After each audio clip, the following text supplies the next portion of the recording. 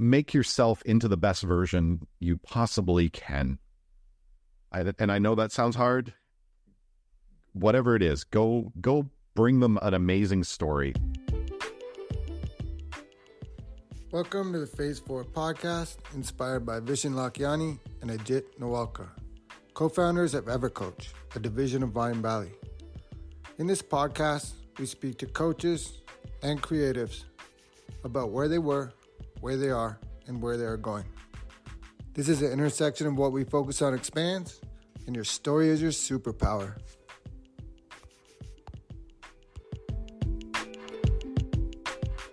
My guest today is Jeff Kang. He is a divorce coach for dads, and today we're going to talk about the entire process, especially involving kids, and maybe we'll start a year out and talk about what it looks like and how it affects not just the father, but everyone involved. And so, Jeff, welcome to the podcast. Thanks for having me, JP. Yeah. So I do always like to begin with just tell us a little bit more about yourself and how did we end up here?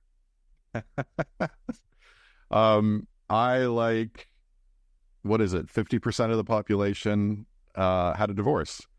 And that was about a little over 12 years ago now. It's coming up on 12 years. And at first, I really struggled. I thought I didn't realize how invasive the process was and how much not based in reality it is. I just thought it would be a clean cut. I'd take my part, she'd take her part. We'd figure out the kids, do what's best for them, and go on our way. But those were my expectations, and reality are two different things. And it quickly ended up in court, and it cost me well over $100,000, probably more. I've got a photo of me next to some boxes, and I think those boxes each cost like $50,000, $60,000 each. And it wasn't based in reality. It was like, well, of course you're going to lose your house. Of course you're going to end up paying a portion of your check to your ex. Of course you're not going to see your kids every week. Of course. Of course. And it was this expectation of fairness that made me sit up and like wonder what's really going on here. I struggled for a while. I went through depression. I went through a period where I was just locked on the couch. I didn't want to do anything. I struggled to wake up in the morning. I struggled to get to work by 8 a.m. and I worked from home.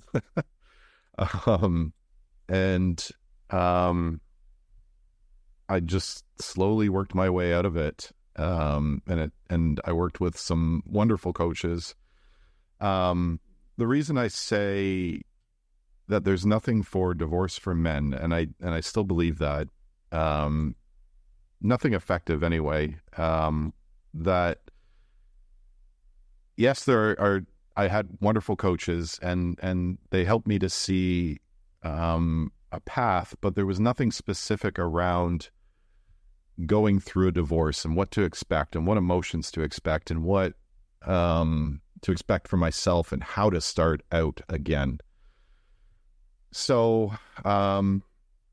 I built a coaching business around that. I'm starting a membership to help men through that. How to manage your emotions, how to handle your ex, how to build a new life, basically. Yeah. The reason I wanted to pull that out is because where we're about to go, it's so important for someone to understand that you're not just reading this out of a book. You've been through it. You know what it's like. And you had to, sounds like, find out things for yourself. So I'd love to know more now about the coaching part and some of the tools that you either found or developed or made up along the way to help you. Sure. I really recommend, I start everybody with the basics, and this is going to sound so basic, but 99.9% of people don't do this. And it's so basic, and I can't emphasize this enough. I start with three things. So time in nature. Just go outside, touch grass, go for walks, go enjoy time in nature. I realize in Toronto, it's a little miserable right now in terms of weather. Just doesn't matter. Put on a raincoat, get an umbrella, go for a walk. Nobody is in a bad mood after going for a walk.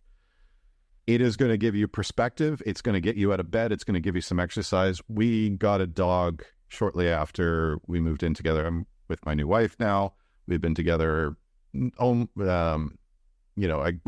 met each other a couple months after I separated from my ex. We got a dog, and it was the best thing ever because it forced me to go for a walk every morning.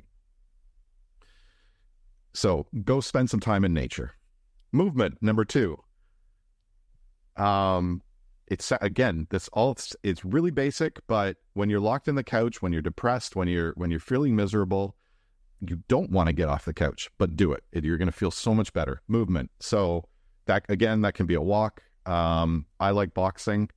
It can be, I used to play squash. I used to picture my ex's face on the squash ball, and I used to hit it as hard as I could, which is a terrible strategy for squash. Don't do that. But the heavy bag just feels so good when you're in an angry mood. Go sweat.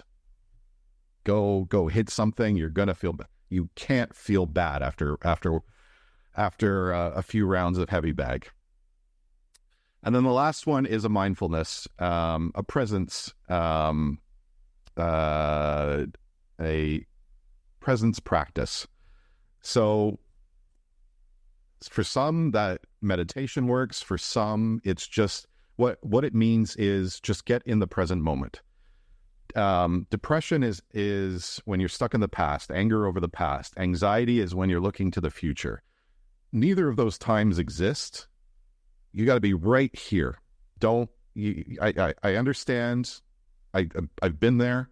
You're worried about the future. I've been there. It's hard not to ruminate about the past and worry about the future, which is why mindfulness is so important. Being present in the here and now. Again, that's going to boxing. You cannot be focused on the future and be boxing. If you get in the ring with somebody and you're worried about what's going to happen next week, you're going to get punched in the face, and being punched in the face is not fun. So if you combine all of those three things, and they're so basic and so simple, but truth, or the real change happens through doing little simple things every day consistently. So that's the foundation. Start laying that foundation, and you will see life change. You'll stop ruminating about the past. You'll stop worrying about the future so much. I understand it's going to happen. Okay, so that's the foundation. That's the absolute foundation. When you're going through a divorce, one tool I really recommend is, do you know what gray rocking is? No. Often what happens in a divorce is you have both sides, you have two sides, and one tries to provoke the other one. And you usually do that through emotionally. So I'm not going to drop off the kids, or I'm going to drop off the kids an hour late and make you late for whatever this thing is you've got. And it happens deliberately. Both sides do it. First of all, stop doing that. Take the higher ground, take the high road. But gray rocking happens is helpful because you don't show that you're reacting emotionally. I know it's difficult as hell when somebody else is poking at you. Your ex knows all your buttons, and she's going to push them all. And this is such a difficult thing, but you just go, okay, thank you very much. And you don't react emotionally. So she says, "You're a terrible dad. You never pick the kids up on time. You don't give enough money, blah, blah, blah, blah." Okay, thank you very much. And you go on your way. It is so hard to do that. But that's where that foundation comes in. If you're pissed off, if you're angry at your ex for, pushing your buttons, go for a walk, go punch the punching bag, go do one of those things, and it will even out over time. I've got other techniques where we can unhook those emotions. So when you do find your ex is pushing your button, you can actually kind of let that emotion go. But it's bringing those buttons up and becoming aware of them. That's the hard part. Is that energy work you're talking about right now? Yeah. Yeah. Okay. We're all about energy work here. If you want to go into more detail or what kind. Sure. I'll talk about the philosophy first. An emotion exists when you see more bad than good or more good than bad. What I mean by that is if it's more bad than good, then that's resentment. If you see more good than bad, then that is infatuation. So when we first get together with our exes, when we first get together with a girl, we go, "Oh, she's wonderful. She's making me dinner and she's doing this and that and rubbing my back and, she's just wonderful." You might be seeing more positives than negatives. And then you're not seeing the truth. And then when you go through a divorce, you're going to see the opposite of that. You're going to see more negatives than positives. The truth is somewhere in the middle. It is in the middle. There are an equal number of negatives and positives. So I help men to see the what I call the truth. The truth is what's actually going on minus emotions. So if we can see our exes as people who are equally flawed and has positives, then we can start to let go of it. We let go of that charge. When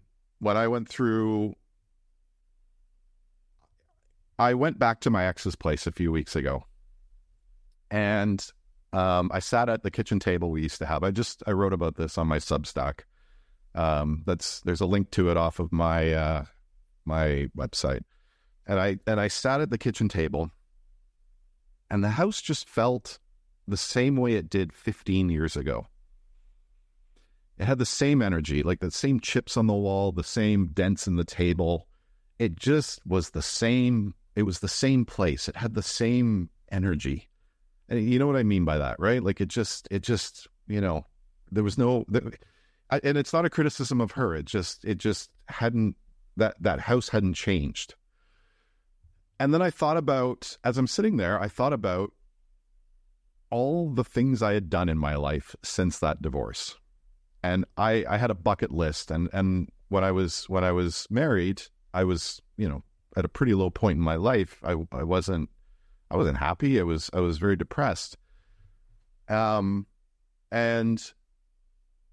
I had this bucket list of like wanting to travel and do all sorts of wild and crazy things. And I thought about all the things I had done since then. And I would not go back to that house, even though I went through that painful time. I believe that there's something called the baseball bat moment, and it's life showing you that you need to wake up to something. And so my divorce was, it's time to wake up to my capabilities and who I could be. Because I was asleep. I was dead asleep. And because I had that baseball bat moment, I got to live all kinds of crazy adventures. My wife and I call them my harebrained schemes. And I get this crazy idea, and we go and do it. And that's how I'm in Ensenada, Mexico right now, because I'm Canadian, and, this is one of my harebrained schemes, and we are slow traveling through Mexico right now. But I wouldn't have had this life if I didn't go through that divorce. So that's why I'm saying the way out of your divorce is to, yes, it's a challenge. It's a huge challenge. I know it's a horrible thing to go through. But on the other side is the benefit. And if you stick with it, and if you listen really closely to what it's saying, because there's a message geared in it, especially for you. It's only for you. And if you listen to that, that's what's going to take you out of your divorce. That's what's going to take you out of that hell. Yeah. I heard Tony Robbins say, how could you take the worst thing that ever happened to you and make it the best thing that ever happened to you? And this is a similar idea. When you're talking about punching bags, I do this with golf balls. If I'm upset, angry, if I just have something really heavy, I'll go ahead and whack a bucket of balls at the golf, and you come back every time you just feel better. It's like a weight lifted off you. So 100%. Something with moving your blood or something like that. Well, not to get too nerdy about this, but I love geeking out about this kind of stuff. We store the emotions in our body. If we just sit there and we're stuck on the couch like this, we're resisting letting that. There's natural processes in the body to let those emotions out. So if we're just sitting there, the emotion's going to stay in there. But if you go out, you go punch something, or get punched, or whack a bucket of golf balls, you're moving that around, and it frees up the energy inside of you. 100%. One of the books for that would be The Body Keeps Score, where everything that's happened to us, you just keep it in. And especially men seem to do this more than women, but they just shove it back down, and then it comes out as a different emotion. Instead of sadness that you just release on the spot, you're getting angry, and all sorts of other bad things can happen from it. Well, we're not taught to do that. We're taught that, and I understand that. Like, there are times in life where we need to push the emotion down. We need to charge the field and attack the enemy, or defend the village. And those aren't times to let those emotions out. But it's got to come out at some point. Like you said, if you push it down, it's going to come out as anger. It's going to come out in some way, and it's much better just to let it out in a safe way. Yeah, I heard Michael Singer talking about this with your heart. He's like, just make a decision on the spot to open your heart and just let it through, whatever the emotion. Just release it right there. The second you feel yourself getting mad or angry or frustrated, right then and there, just make a decision. I'm going to release it. And he says, if you can stay, it's your choice, right? You either have your heart open or you have it closed. And we both know what happens both ways. Michael Singer is great. I recommend, what's the book? The Surrender Experiment. Yeah, I'm doing it right now. The Surrender Experiment around my house. There's like 7 properties. We got 2 of them and ours. So there's 4 more to go. Oh, amazing. I think one tool that I use that I'm sure you've heard of it, but it's helpful for this conversation, is just the same thing. When you're frustrated like that, just that mindfulness idea is just, what are 5 things I can see, 4 things I hear, 3 taste, smell, touch, and just do that. And then at least in that exact moment, it will get you out. You might get mad again or upset 5 minutes later, but we're trying to reframe it in the moment. Like you said, there's no past or future. Bring yourself, totally. Bring yourself into the present moment. I like meditation. It works for me. It doesn't work for everybody. So you have to find your thing. There was times where just preparing dinner, and I would enjoy just the act of chopping vegetables and prepping them for dinner, because it gets you in. It's mindless activity but you have to still be there. Because otherwise you're going to chop off your fingers. So it's, just something that brings you into, whatever it might be, something that brings you into the present moment. Right. And those are all your senses that you're using if you're, let's say, chopping vegetables. And the rest of it, if you're just stuck in your mind thinking about it, it's not even a real thing. You can't measure, you can't look at it, you're literally just in your mind making up a story. So I digress. I think I love all these tools. I always talk nature, movement is medicine, and mindfulness. This is it. I compare the nature idea to, if you're in a big city, right? All you're hearing is cranes and sirens and horns. Or if you're in nature, you see, and every big city has nice, beautiful parks. So I'm not saying that, but if you go into these parks and now you're hearing birds and leaves and sun and trees, and it just, that's breathing down on you, even if you don't see it. One of my coaches says that if you're talking energy, there's a grounding effect that happens when you're connected to the earth. Like emotions, somebody said emotions, emotion, energy and motion. So an emotion is energy. And if you can connect to the ground, it has this wonderful grounding effect that it will take some of that emotion out of it. I know that doesn't work for everybody. Or no, let me correct that. I know that not everybody believes in that sort of thing. Right. But I have had great success with just a simple walk. Yeah. Yeah, just even anyone can do it, right? You take your shoes off and just walk on grass, or if you're into the energy thing, just release right through the grounding cords, release all of it and just let it go and see what happens. And you don't have to believe it, and you don't have to really believe what we're saying, but I think if you try it, then you can be the judge for yourself. But there's some really good teachers out there. I had one named Jeffrey Allen, and to me, he's the best. I've been studying this for a while now, and just, wow. Yeah, it's great. If you're interested in this kind of thing, I would suggest Joe Dispenza, John DeMartini.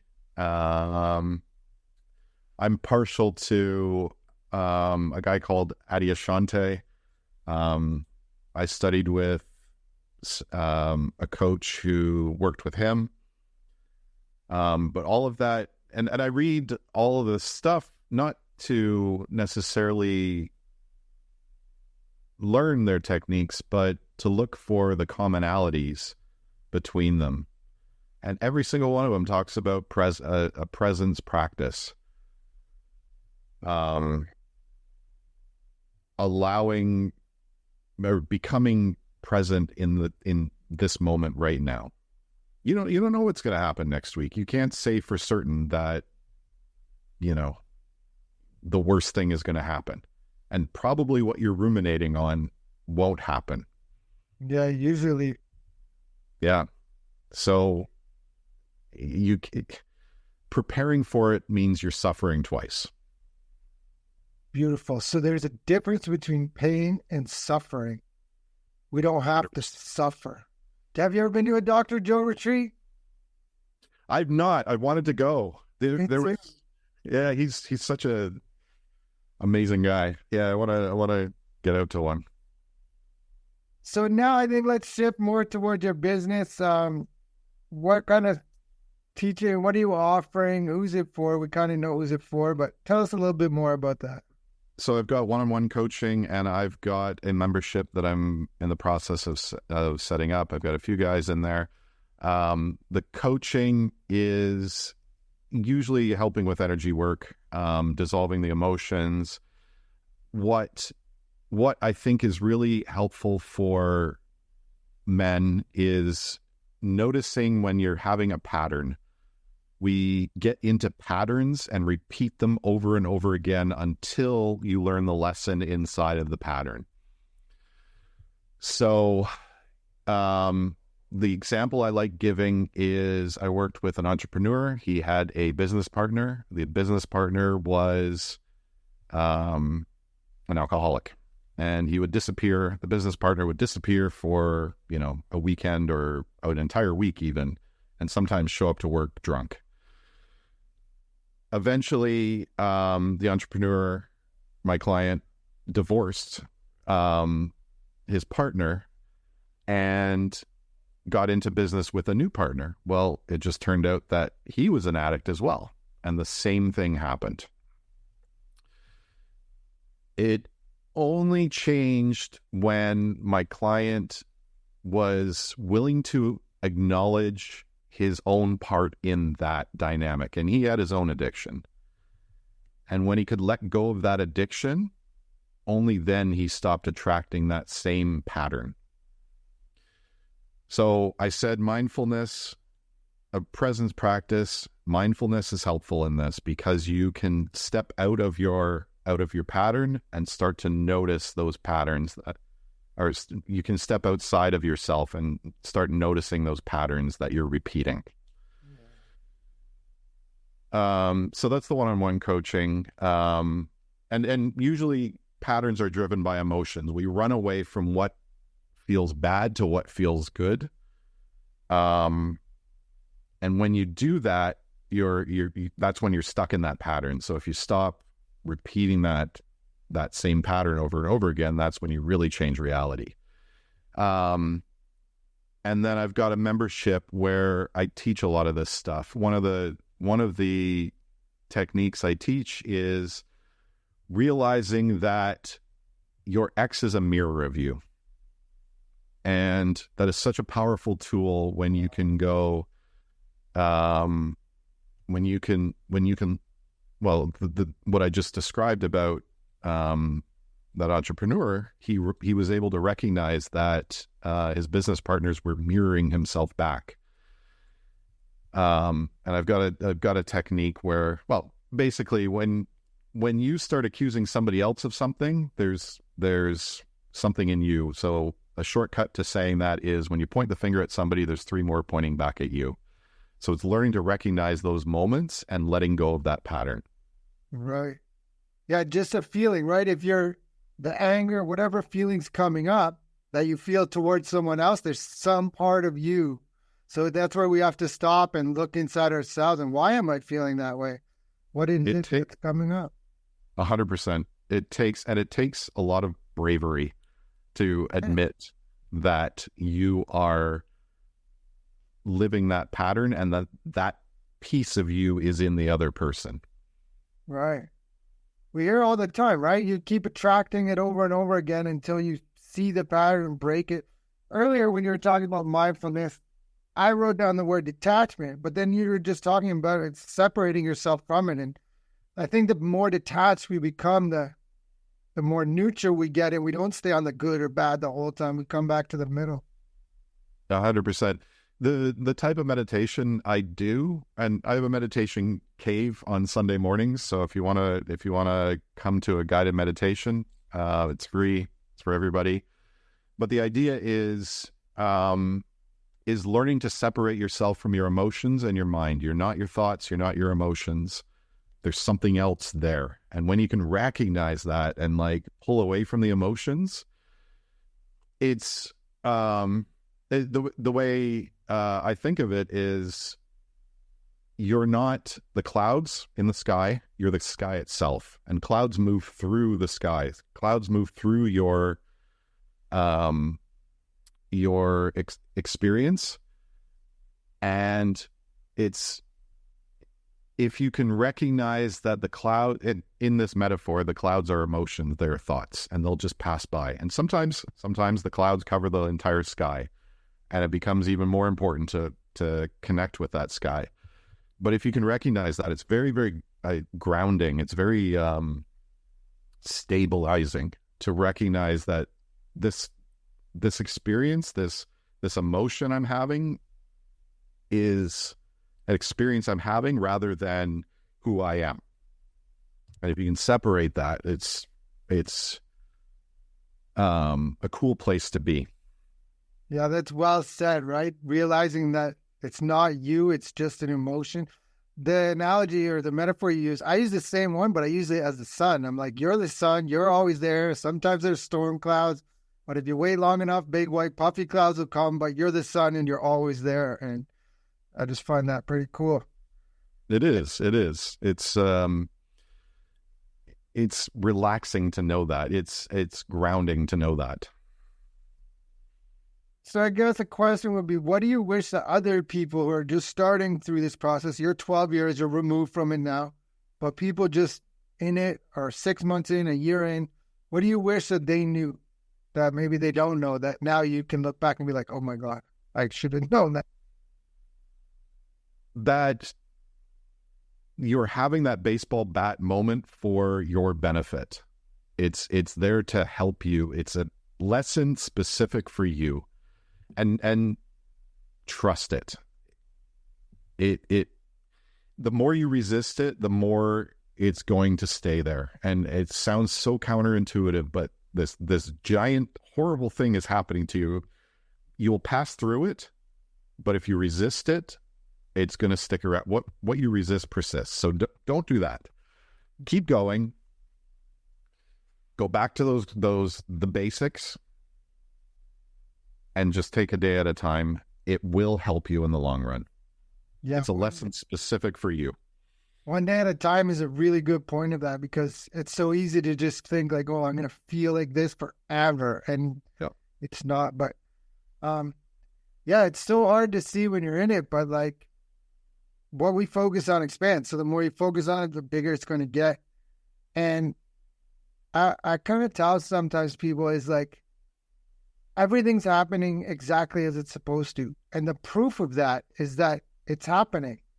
If it was supposed to be different, it would be, but it's not. And yes, we can make it different in the future, but like that exact moment, no matter how awful it is, not even just divorce, death, whatever it is, it's happening. Like I think as humans, we just try to inject ourselves into like, it shouldn't be like this or something. And I used to think, why is this so hard? Which is, where I am now, that's a silly thought, because a challenge is supposed to be hard. So you're not supposed to get an easy challenge. Right. Now is a kind of a tougher one. When we're talking about divorce, lots of times there's kids involved. And the kids could be 2 or 4, the kids could be 22 or 24, but there's still kids involved, and there's a mom and a dad. And so how does that work? What have you seen, or what advice do you have? To me, my kids were what got me moving. They were what got me to start asking deeper questions. Why am I feeling this way? And I think a lot of that was around, did I want to model this behavior for them? That was actually one of the big reasons I didn't stay in the marriage, is because I didn't want my kids to have that experience. So if I stayed there, that was like a vote for, this is how, your marriage should be.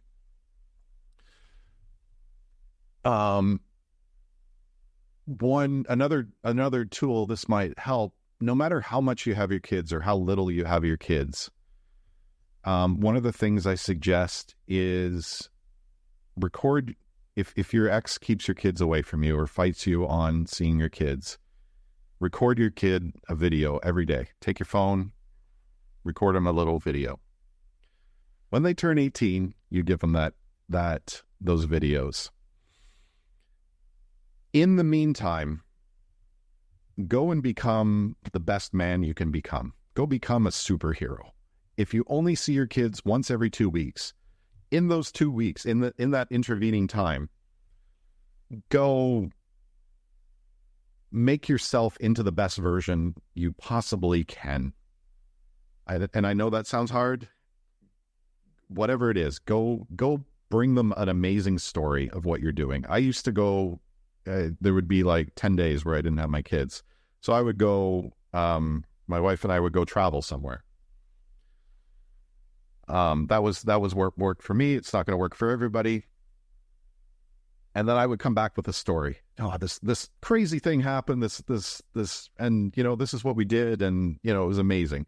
But the idea was to become larger than life and give them something to live up to. And you aren't sitting around wanting what you don't have. The reason I want to work with fathers is, first of all, we're building the next generation, but also not just fathers. I want to be careful there. But as parents, we're building the next generation, but also their why behind what they're doing behind their life is so clear. You're a father to your kids. You love them. You want the best for them. That's who I want to work with is fathers who want the best for their kids. But you do that by becoming the best version of yourself. It's not necessarily, be there for them as much as you can and be consistent with that, but also go be the best version of yourself. And that's what's going to lift your kids up and give them ambition. 100%. Your story's your superpower, and there's two reasons. One is like whatever trauma that happened to you, now you can flip it and do whatever. But if that doesn't resonate, which it doesn't with everybody, you can build your story. You literally can make it up right now and move towards it. And that's how it's becoming a role model. Your kids are going to grow up seeing you anyway. So you might as well be a role model instead of just sitting around, man, dad was always depressed. I don't know. I guess I should be depressed too, kind of thing. 100%. The gym saved my life. I would wake up super early every day and go to the gym. Yeah. And lift weights. And now my oldest goes to the gym and lifts weights. It's amazing how that pattern, the negative pattern sticks and the positive pattern sticks. So pick which one you want to go with. Yeah, I agree. My dad, one year, I was probably like 25 or 30 by this time, but for Christmas, he just gave me this box. I was like, what is this? I opened it up. It was a picture book. From the first picture was the day I was born in the hospital. And then it was like, I don't know, maybe 100 pictures, just my whole life, right? And like, that's better than any gift or toy, you know what I mean, that you could ever get. And then after, so at the moment, I'm just like, what a cool gift, right? But thinking after, it's like, he sat there thinking about this, you know what I mean? He picked them out, he put them in order, and like he thought about it. It wasn't just he went to Walmart and bought something. And just like you were saying that earlier, just like do the things and be the guy, be the role model, share the story, go on a trip, live a life full of zest and vitality. Yeah, that's what your kids are going to remember. And I don't want to paint a picture that I was perfect. I wasn't perfect. I made plenty of mistakes, and we all do. We all do. You can't beat yourself up over those weak moments. What they are looking for you to do is to own those moments and do better after that. I agree. I love it. So as we begin to wind down, if this episode resonates with you, please like, subscribe, share, and follow, and reach out to Jeff. We're going to put that Substack in the show notes, and we'll put your other information. And I ask everyone this question. This is the Phase 4 podcast, and Phase 4 in the 6 phase meditation by Vishen Lakhiani is all about creating your future 3 years from now. So where is Jeff 3 years from today? I'm running in-person workshops that are transformative for men who want to create an amazing life. It's going to be, I know what part of it is going to be, and I'm toying with a few other ideas. One thing that's really helped me personally is just writing about these emotions and difficulties. And I think there will be a writing component to it. But also probably some boxing. So in 3 years, come get punched in the face by me. That's a pretty good plan. And it makes me think Mike Tyson said, everyone has a plan until you get punched in the face. It's very humbling. I'm not a particularly good boxer, but it's very humbling to get punched in the face. Yeah. So I think a difficult thing for men, and I'm glad it's starting to shift and change, is the emotional aspect. So is there any books or anything as far as emotion, or any courses or any tools that you have that will help with that part? Joe Dispenza, I really like You Are the Placebo. We already mentioned the Surrender Experiment. I really like that. I'm about halfway through The End of Your World by Adi Ashante. I can't recommend that one enough. And that's what what I'm really interested in is the dark night of the soul. If you're familiar with that concept, it's yeah. So the idea there is you let go as you let go of emotions and as you let go of those stories you have that have been driving you, all of a sudden you're in this weird place where you don't quite know, and it can be, you could be in the same house, living the same life, still going to work, still going through your routine, but you feel incredibly disconnected from everything. I find it I've been through it, I don't know, a dozen times myself, however many times, it's hard to count. But that's where, from that chaos, from that disorganization, that's where you create the new reality.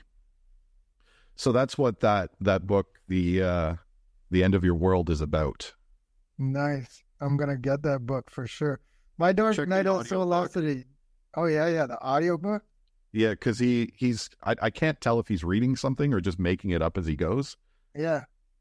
I like when the author actually says their own audiobook. Sometimes they don't, but I love it. My Dark Night of Soul lasted for a decade, and so I know exactly what you mean. But it's partly like the hero's journey. You know, the hero's journey with Joseph Campbell? Same idea, where like there's this period where you're just in between worlds and you're not sure what's going on. And yeah, like mine was nuts, right? So then you go back to that other world and you just can't relate to anything anymore. And something I'm learning as I go is that it's not just one. You said there's been a bunch, and yeah, it's not just once. There is a bunch. I can't tell. They flow into each other sometimes. Right. And then out of that, though, comes spiritual awakening more and more, I believe. Yeah, it's part of The End of Your World is talking about how when you go through the dark night of the soul, why am I, like, I woke up for a while, but then why am I going back in, and then going back into the dream, and then coming back out, and then going back in? What is going on there? How do you stay out of the dream? Yeah, forever? You found an answer yet? Because that's my biggest fear. Yeah, well, it's about dissolving the ego as much as possible. When your ego wakes up, that's when you go into the dream.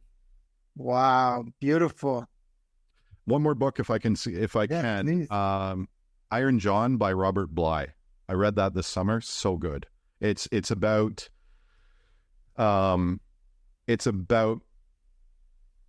taking the hero's journey. You reminded me of it. There's I'm not selling it very well. It's a mythology. It's based on a myth of Iron John, and he explains why each phase of that story relates to masculine growth. So I can't recommend that enough. It talks about, here's a piece. Men have to steal our masculinity from our mothers. And read the book, it will explain it better, but a lot of men don't ever do that. So they stay under our mothers. All right. Men have to reclaim masculinity from our mothers? Yeah. Because it's taken from us? It's not taken. It's we serve our mothers when we're younger. And maybe serve is the wrong word here, but we look up to our mothers. Okay. And I heard that book. Sorry. If we don't ever do it, then we never evolve into our full self. It also talks about what hair represents masculinity. It's partially why I'm growing out the beard, is to be as hairy as possible. But some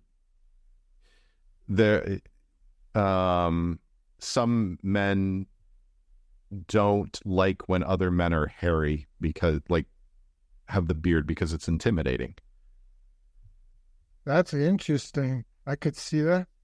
I've heard this book, Iron John, like maybe you're the third person in the last year. So obviously it's coming back to me again and again until I dissolve it. It's a sign.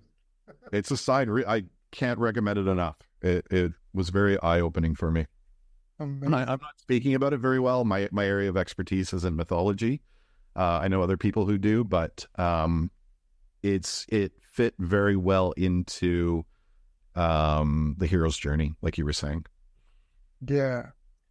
So I guess before I ask my final question, I always let the guests take it wherever they want. So if you have something to sell a message of hope or inspiration, or maybe something we didn't cover, just take it wherever you want. Yeah, don't run away from the challenge. You're not going to get away from it. You're never going to get away from it. If you start to notice a pattern, look into the pattern, become aware of what it is. The work I did. So the reason for the end of my marriage is my ex had an affair on me. When I started dating my current wife, my ex would be on her phone all the time. So, that's how an affair happens. My current wife, when we first started dating, she was on her phone, and I noticed that I would start to get angry at her, and she wasn't doing anything wrong. She was just on her phone. But being able to step outside of myself and recognize that pattern of, she's not having an affair. She's just on her phone. It's two different things. Two different people. Step out of that pattern. 50% of first marriages fail, 60% of second marriages fail, and 70% of third marriages fail. That's because those people go through a marriage and don't do the work. They don't look inside of themselves to notice those patterns. So if there's anything I recommend is start looking inside. It's always us. It's not the other person. Don't point the finger, because there's three more pointing back at you. Amazing. My final question is always, how can people reach you? divorce-daddy.com. Right. Jeff, I think this was a really good conversation. There was so much knowledge, nature, movement, mindfulness, gray rocking, so many good things. So thank you so much for your time today. I really appreciate it. Thanks for having me, JP. Really appreciate it.